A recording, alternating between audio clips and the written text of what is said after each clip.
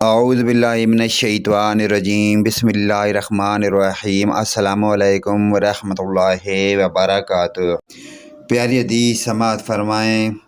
لیس منا من لم یرحم صغیرنا ولم یعرف شرف کبیرنا۔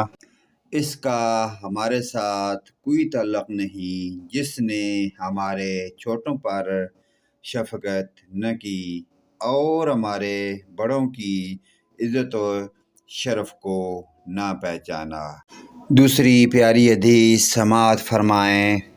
من قال سبحان اللہ العظیم وبحمدہ غرست له نخلۃ فی الجنۃ۔